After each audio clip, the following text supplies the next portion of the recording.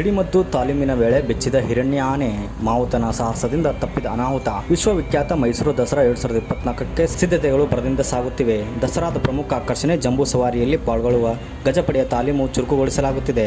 ಭಾನುವಾರ ಗಜಪಡೆ ಹಾಗೂ ಅಶ್ವಾರೋಹಿಣಿ ಪಡೆಗೆ 2ನೇ ಬಾರಿ ಸಿಡಿಮದ್ದು ಸಿಡಿಸಿ ಅಭ್ಯಾಸ ನಡೆಸಲಾಯಿತು. ಈ ವೇಳೆ ಆನೆಯೊಂದು ಬೆಚ್ಚಿ ಬಿದ್ದಿದ್ದರಿಂದ ಭಾರಿ ಅನಾಹುತ ಸಂಭವಿಸಿರಲಿತ್ತು. ಸದ್ಯ ವಿಡಿಯೋ ವೈರಲ್ ಆಗುತ್ತಿದೆ. ಹೌದು, ಒಟ್ಟು 3 ಹಂತದ ತಾಲೀಮಲ್ಲಿ ಇದು 4ನೇ ಹಂತದ ತಾಲೀಮು. ಇದು ಲೈನ್ ತಾಲೀಮು, ವೇಟ್ ತಾಲೀಮು, ಆಮೇಲೆ ಮರದ ಅಂಬಾರಿ ತಾಲೀಮು.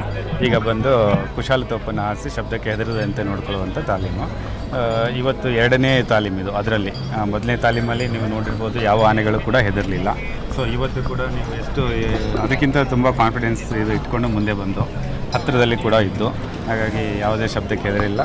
ನಮ್ಮ ಆನೆಗಳು ಎಲ್ಲ ದಸರಾ ಇದಕ್ಕೆ ಸಿದ್ಧತೆಯನ್ನು ಮಾಡ್ಕೊಂಡಿದ್ದಾವೆ ಅಂತ ನಾವು ಹೇಳ್ಬೋದು. ಸರ್, ಈಗ ಇದರದ್ದು ನೌಪತ್ತಾನೆ ನಿಶಾನೆ ಆನೆ ತಾಲೀಮು ಮಾಡಿಸ್ತಾ ಇದ್ದೀವಿ. 2 ಸಬ್ಸ್ಟಿಟ್ಯೂಟ್ ಆಗಿ ತಾಲೀಮು ಮಾಡಿಸ್ತಾ ಇದ್ದೀವಿ. ಆದಷ್ಟು ಬೇಗ ನಿಮಗೆ ತಿಳಿಸ್ತೀವಿ. ಇರಲಿ, ಅದೊಂದು ಸಸ್ಪೆನ್ಸ್ ಅಟ್ಲೀಸ್ಟ್ ಇನ್ನೊಂದು 2-3 ದಿನ ಆದರೂ ಇರಲಿ. ಈಗ ಆಲ್ರೆಡಿ ನಾವು ಇದನ್ನು ಹೇಳಿದ್ದೀವಿ, ಶ್ರೀರಂಗಪಟ್ಟಣ ಆನೆದು ಹೇಳಿದ್ದೀವಿ, ಆಮೇಲೆ ಪಟ್ಟದ ಆನೆಗಳನ್ನು ಕೂಡ ನಾವು ಅನೌನ್ಸ್ ಮಾಡಿದ್ದೀವಿ. ಇವು ಕೊನೆಯದಾಗಿ ಉಳಿದಿದ್ದು ನೌಪತ್ತಾನೆ ಮತ್ತು ನಿಶಾನಾನೆ. ಅದನ್ನು ನಾವು ಇಮಿಡಿಯೇಟ್ ನಾವು ಹೇಳ್ತೀವಿ. ಏನಂದರೆ ಈ ಹಿಂದೆ ಬೇರೆ ಬೇರೆ ಸನ್ನಿವೇಶಗಳಲ್ಲಿ ಏನಂದರೆ ಬೇರೆ ಬೇರೆ ಫೋಟೋಗಳನ್ನು ತೊಗೊಂಡಿರ್ತಾರೆ, ವಿಡಿಯೋಸ್ಗಳನ್ನು ತೊಗೊಂಡಿರ್ತಾರೆ. ಆಮೇಲೆ ಪಬ್ಲಿಕ್ಕಲ್ಲಿ ನಾವು ತಾಲೀಮು ಮಾಡುವಾಗಂತ ತೊಗೊಂಡಿರುವಂಥ ಇದು ಫೋಟೋಸ್ಗಳು, ಅವುಗಳನ್ನು ಸಾಮಾಜಿಕ ಜಾಲತಾಣದಲ್ಲಿ ಹಾಕಿಬಿಟ್ಟು ಇದು ವೈರಲ್ ಆಗ್ತಾಯಿದ್ವು. ನಾನು ಇಷ್ಟೇ ಹೇಳೋದು, ಹಿಂದೆ ತಾವು ಈ ಬೇರೆ ಬೇರೆ ಸನ್ನಿವೇಶದಲ್ಲಿ ತೊಗೊಂಡಿದ್ದೀರಿ, ಅದು ನಿಮ್ಮ ಖುಷಿಗೋಸ್ಕರ ಮತ್ತು ವನ್ಯಜೀವಿ ಸಂರಕ್ಷಣೆ ಬಗ್ಗೆ ನಿಮ್ಗೆ ಅರಿವಿರಲಿ ಅಂತೇಳಿ. ಹಾಗಾಗಿ ಅದನ್ನು ಯಾವುದೇ ದುರುದ್ದೇಶಕ್ಕೆ ಬಳಸಬೇಡಿ. ಆಮೇಲೆ ಬೇರೆ ಬೇರೆ ನನಗೆ ಒಂದಿಷ್ಟು ಮೆಸೇಜ್ಗಳನ್ನು ಕಳಿಸ್ತಾ ಇದ್ದಾರೆ, ಬೇರೆಯವ್ರ ಫೋಟೋಸ್ಗಳು ಯಾರಾದರೂ ತೊಗೊಂಡಿರೋದನ್ನು ನನಗೆ ಕಳಿಸೋದು, ಅವ್ರ ಮೇಲೆ ಆ್ಯಕ್ಷನ್ ಮಾಡಿ ಅಂತ ಹೇಳೋದು. ಇದೆಲ್ಲ ಏನಂತಂದರೆ ಇದು ಹಬ್ಬ ಮಾಡೋಕ್ಕಂತ ಬಂದಿರೋದು, ದಸರಾ ಹಬ್ಬ ಇದು. ಯಾವುದೋ ಇದು ಅಲ್ಲ, ಆಪ್ರೇಷನು ಆ ಥರದ ಇದು ಅಲ್ಲ.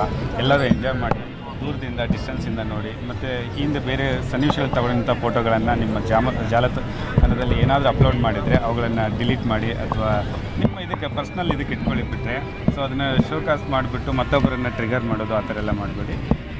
ಈಗಲೂ ಕೂಡ ನಾನು ಅಷ್ಟು ಹೇಳೋದು, ಚಿಕ್ಕ ಮಕ್ಕಳು ಅದು ಯಾರೇ ಬಂದರೂ ಕೂಡ ದೂರದಿಂದ ಡಿಸ್ಟೆನ್ಸಿಂದ ತಗೊಳ್ಳಿ ಫೋಟೋಸ್, ನಾನೇನು ಇದಿಲ್ಲ ಅಂತ.